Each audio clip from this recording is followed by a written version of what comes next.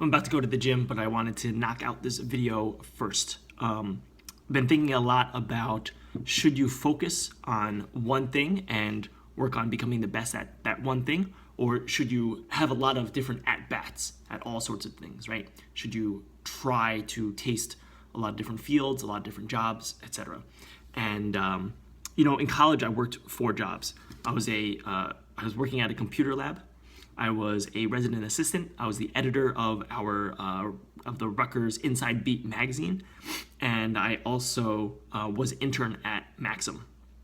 And it's tough to juggle 4 jobs. I remember on Tuesdays I would go to my internship, get back, go to class, I'd eat, go to sleep for a few hours. I'd wake up at 12:30. I'd wake up at 12 midnight, go to the computer lab, work a shift from 12:30 to 8:30. That's Wednesday, right? Overnight, and then I would go eat breakfast at 8:15, at 8:30 something, right? And then I'd have a 9:50 class that I'd have to go to. And then for the rest of that day, I'd just stay awake for the whole next day and sleep Wednesday night so that I could kind of catch up on my sleeping rhythm, right?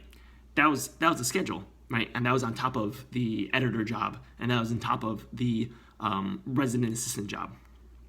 I remember the class, actually, the 9:50 class the next day. It was music theory, so I didn't do too well in that class. And at the time, I would tell myself the reason that I was doing all that was because I needed the money, which is half true, right? Like, I did need the money. I was covering a lot of the college costs, and the extra paychecks definitely helped. But it was never the real reason, right? And the reason why I know that money wasn't the real reason is that even to this day, when money is not the main motivator to work like that, I still do that. I still try to take on different jobs and different side projects all the time that keep me busy all the time, right? So it wasn't about the money. And this is something that I've continued to do after college up till today, right? So when I was living in Los Angeles, I was waiting tables, and then I would be doing at least one internship, most of the times 2 internships at the same time while I was waiting the tables, right?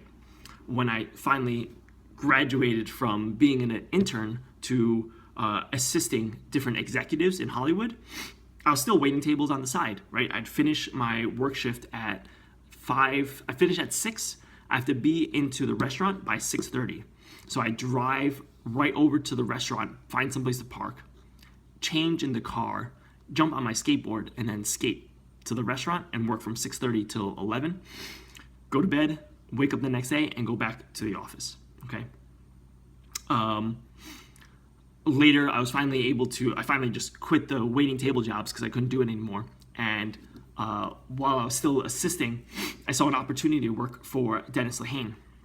And so I ended up working for free for him for 9 months before I was brought on full time. And basically, I would just help him research stuff. But I was fitting that all in between the regular assistant duties, right? And after hours and on weekends. I would just make it work because I saw an opportunity there. And then eventually I started working with Dennis. I saw another opportunity to work with I Will Teach You to Be Rich. And I started doing that on the side, right? So I would work for Dennis, and then I would intern for I Will Teach on the side in between the Dennis hours at night on the weekends. And there were definitely, it's not easy to juggle all that. There are definitely some stressful moments. For example, one weekend, Dennis was away. I think he was in Europe, and he needed me to watch his fish, which was a special saltwater fish that required the water to be at a certain temperature. I didn't want to go to his apartment in Santa Monica, so I brought the fish to my apartment in Culver City. I needed to watch it. But at the same time, I also needed to go to San Francisco for a meetup with I Will Teach. So all in one day, right? Like transporting this fucking fish in my car to Culver City, setting him up, making sure the water's the right temperature, then hopping on a plane, going to San Francisco for a few days in order to do a couple day work session with these guys, right? I mean, it's not for everyone. It's a lot to handle. But for me, it's what I needed.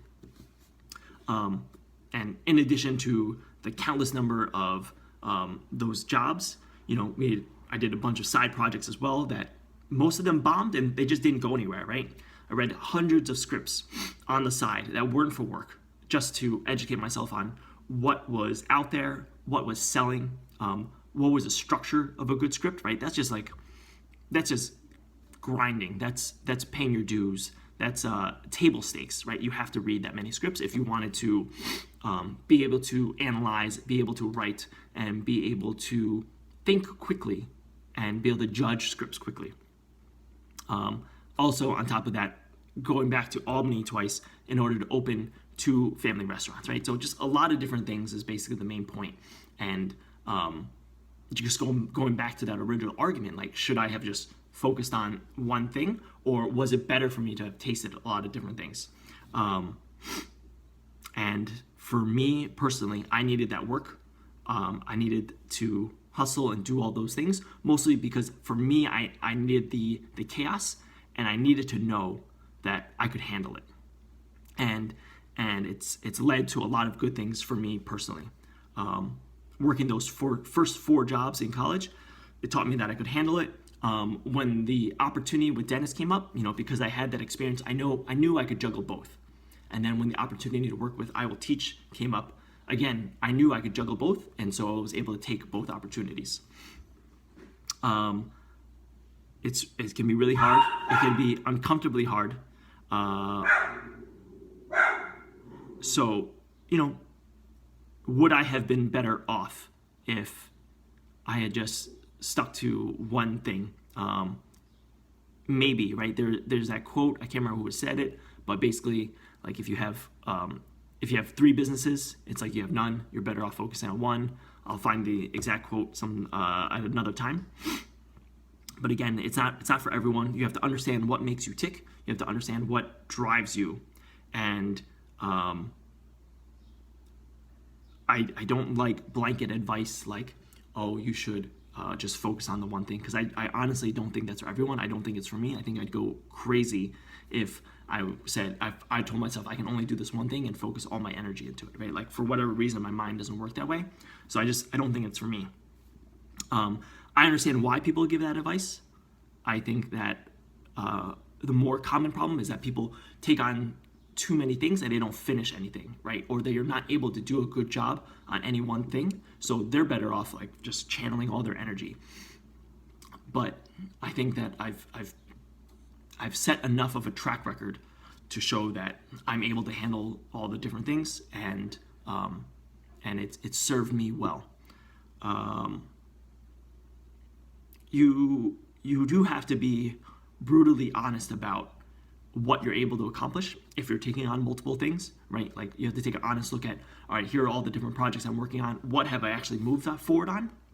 And what's been sitting there for the last 4 weeks and hasn't moved, right? And you have to understand, like, sometimes things are just gonna sit, and it doesn't mean that it's time to drop them. But just got to be brutally honest about what you're able to output and what it takes to get it all done, right? You got to be real if it's working. You can't just say, oh, like, I'm better at doing a bunch of different things and then not do anything, right? So it's definitely a balance. The advice of should I focus on one thing or should I try a lot of different things? It's all personal. One piece of advice doesn't apply to every person, right? Like, are you completing things? Are you taking the best advantage of the opportunities that come to you? Are you happy, right? If you're happy doing a bunch of things, like, fucking do that. If you are happy just like focusing on your one single metric, that's awesome. Like, go for it. I kind of think about it like, the waking up early advice. Waking up early in order to be super productive. I think that works great for me. I think it works great for a lot of people, but that doesn't mean it's right for everyone. And not everyone should just blanket follow that advice just because a lot of people say it over and over again, right? That's not the point. Make it work for you. Adapt the advice so that it fits your life, it fits the way you work and think and behave, and that's how you're going to maximize your output and just be happy and keep the people around you happy as well, so that you're just not a miserable person, and you can balance everything out.